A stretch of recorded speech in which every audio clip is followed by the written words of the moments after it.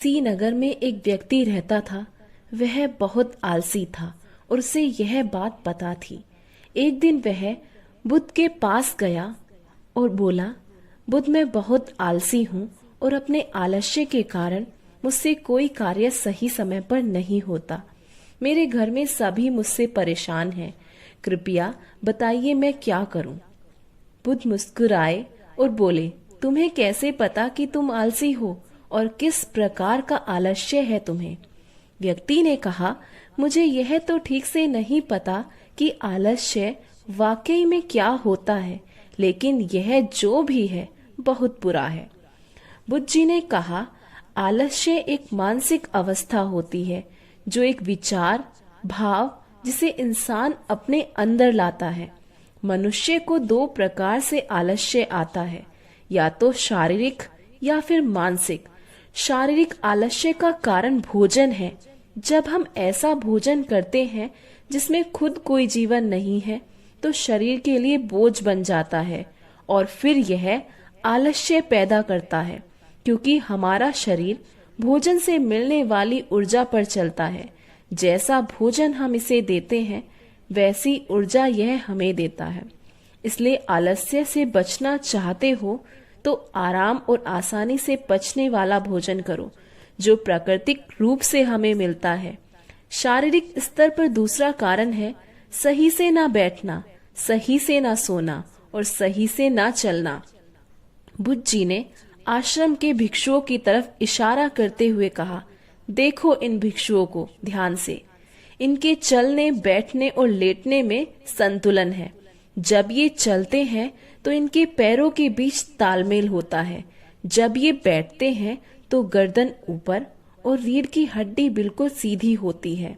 जब ये लेटते हैं तो शरीर बिल्कुल स्थिर और तनाव रहित होता है, जिससे वे आरामदायक और गहरी नींद लेते हैं। व्यक्ति बोला, क्या पर्याप्त नींद आवश्यक है? बुद्ध बोले, हाँ, ना कम ना अधिक। यदि रात को पर्याप्त नींद नहीं लेते तो कल का दिन आलस्य और थकान से भरा होगा। व्यक्ति ने कहा, आपने सच कहा है, मैंने इसे महसूस किया है। बुद्ध बोले, शारीरिक स्तर पर तीसरा कारण है सुबह जल्दी ना उठना। जल्दी तभी उठ पाओगे जब रात को सही समय पर सो जाओगे। इस आश्रम के भिक्षुओं को देखो, इनके रात के सोने का समय निश्चित है, तभी यह सब जल्दी उठते हैं। हर एक भिक्षु का अनुशासन है और वही इनके जीवन में संतुलन लाता है।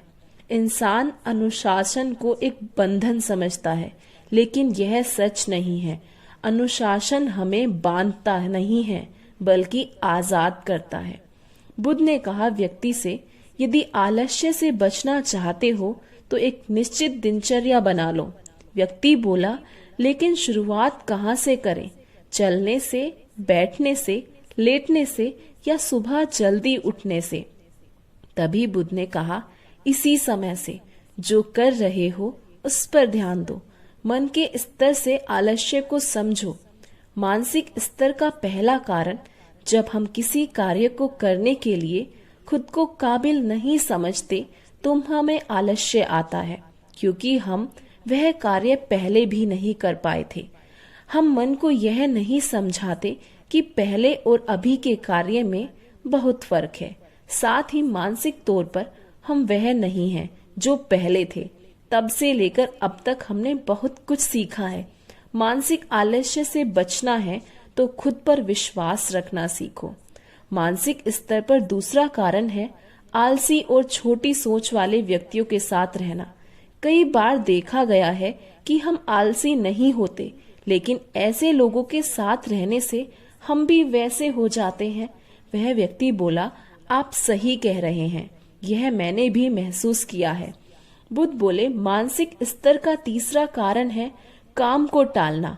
मानसिक तनाव का सबसे बड़ा कारण है। हमें पता नहीं चलता, लेकिन धीरे धीरे यह आदत हमारे अंदर घर कर जाती है और जिंदगी खराब कर सकती है। इसलिए कोई कार्य आज कर सकते हो तो उसे आज ही करो, कल के लिए मत टालो। बुद्ध ने कहा, मानसिक आलस्य का चौथा कारण है लक्ष्य स्पष्ट ना होना। मान लो तुम एक रेगिस्तान में फंसे हो और तुम्हें प्यास लगी है, तो क्या करोगे? व्यक्ति बोला, पानी ढूंढने के लिए आसपास किसी गांव की तलाश करूंगा। बुद्ध बोले, यदि गांव नहीं मिला तो क्या करोगे? व्यक्ति बोला, तो मैं ढूंढने के लिए प्रयास करता रहूंगा, क्योंकि मेरे पास कोई और विकल्प नहीं है।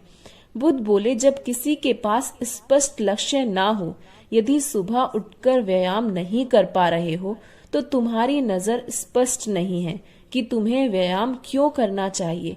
यदि तुम भविष्य में होने वाले रोगों के प्रति संचेत नहीं हो। मानसिक आलस्य का 5वां कारण है किसी कार्य को करने की बड़ी वजह ना होना। मान लो तुम किसी सुनसान जगह से कीमती गहने लेकर जा रहे हो। तुम थक गए हो और बैठना चाहते हो। यह सोचकर तुम पेड़ के नीचे बैठ जाते हो। तुम देखते हो कि सामने से कोई डाकू आ रहा है, तो क्या ऐसे में तुम्हारा आलस्य तुम्हें भागने से रोकेगा? नहीं। तुम्हारा आलस्य सिर्फ उन्हीं कार्यों को करने से रोकता है जिन्हें करने की बड़ी वजह नहीं होती। बुद्ध ने कहा, मेरी बात ध्यान से सुनो। जहाँ स्पष्टता है और कार्य करने की बड़ी वजह है, वहाँ आलस्य हो ही नहीं सकता। व्यक्ति को गौतम बुद्ध की सारी बातें समझ आ गई।